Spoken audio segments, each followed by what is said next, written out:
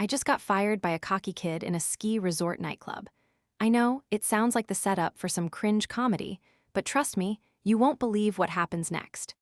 Picture this. I'm Leah Stokes, a 28-year-old DJ who's been rocking the decks from beach parties in Mexico to high-energy clubs in the Bahamas. I've seen it all, but I never thought I'd end up in this ridiculous situation with a total wannabe manager. It all started when the regular manager, a guy from Canada, got stuck at customs. Can you believe this?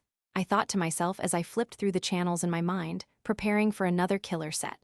But instead, they threw this kid, maybe 19, into the mix, who looked like he belonged at a frat party rather than running a nightclub. He was all swagger, too much hair gel and not enough common sense. And just like that, I found myself in a battle of wills with him. So it's holiday season, the club is packed, and the ladies are in full party mode, flirting and dancing. And what does this kid do? He gets jealous. "Keep them out of your booth," he barks at me, turning that frat boy confidence up to 11. I roll my eyes, keeping the vibe going while thinking, buddy, you have no clue.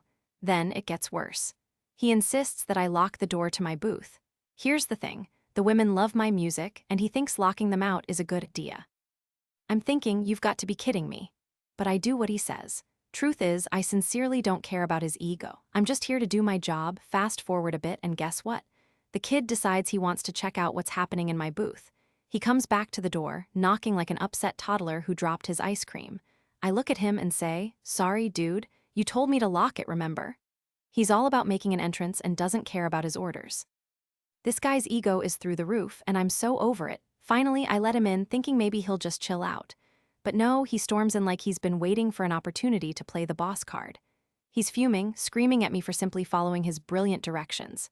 "You're fired," he hisses like it's supposed to scare me. At this point, I'm just done. I turn to the packed dance floor, the bass thumping, the lights flashing, and I announce, "Hey everyone, sorry, I just got fired." The crowd goes wild, demanding more of my music, but I close that set like a pro. I might be leaving, but I'm not leaving without a little taste of satisfaction. With one final flourish, I walk out, head held high in a flicker of rebellion. Now, here's where things get interesting. You see, at this resort, the policy is clear. If you quit, you're footing the bill for your ticket home.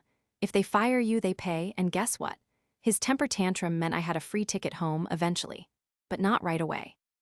Because it was the holidays, the next available flight wasn't for a week. So instead of crying into my pillow, I had an entire week at this resort, free drinks, good food, and no work obligations. Sounds like a dream? Not quite. My unwelcome manager was still roaming around, puffed up like he was the king of the castle, while I was just biding my time. Watching him was like watching a hawk circle over roadkill.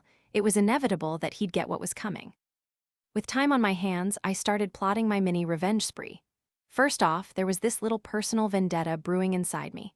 The kid thought he was so hot stuff, but the guests loved me. Every night, I saw people persuade him to let me play just one more song.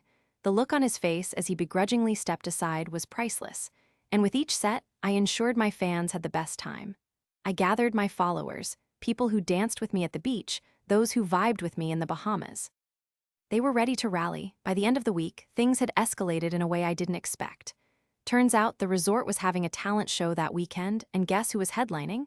Yeah, me. I signed up thinking this could be my stage to shine, but I wasn't just going to perform, I had an agenda. The kid had no idea what was coming. I partnered up with a few of the staff who had also seen his attitude firsthand. "Let's show him," I told them, and they were totally down. We brainstormed for days leading up to the show and pulled together a plan that would blow his mind, while simultaneously pushing him off the pedestal he so cruelly placed himself on. The night finally comes. The club is buzzing, people lined up to see me perform again.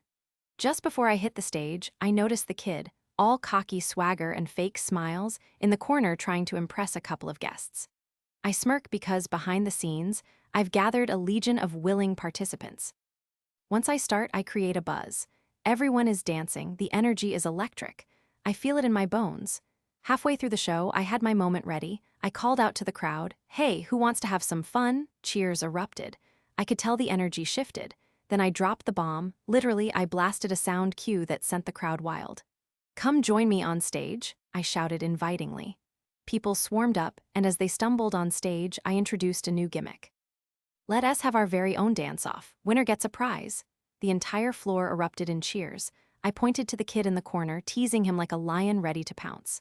How about you, Mr. New Manager? Why don't you show us what you've got? The crowd roared as I played upbeat bangers, egging him on. He hesitated for a split second, and I could see the hesitation in his eyes. I knew he didn't want to embarrass himself, but pride got him. He strutted his way onto the stage like he owned it. Ballsy move, but I respected it for all of 3 seconds before unleashing an epic battle of dance. Watching him flop around was gold. As hilarious as it was, I had a plan stewing behind the scenes. I pulled out my phone and started recording. Every awkward move, every failed attempt, captured forever. I flashed a smirk at everyone. Who wants to say we captured this for the resort's social media pages? They all cheered. Oh, I could barely contain my excitement.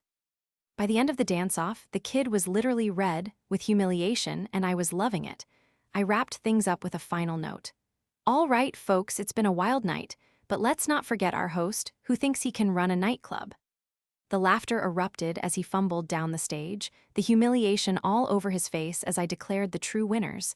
The crowd, the prank didn't stop there. The snippets of his dance moves circulated on the resort's social media and went viral, people tagging him, making memes.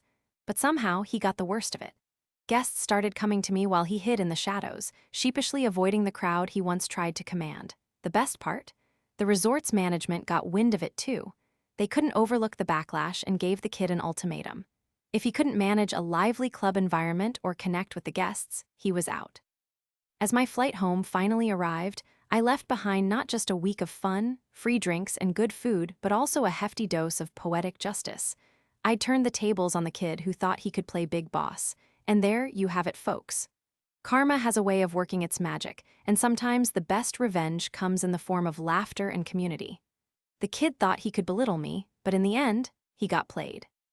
I snapped a final photo of the resort smiling wide, knowing I'd turned a routine firing into a tale of ultimate satisfaction. The comments would be flowing in as people celebrated the justice served. He got what was coming, they'd write, and I couldn't agree more. Because sometimes, revenge tastes just as sweet as the bass-heavy music that brought us all together.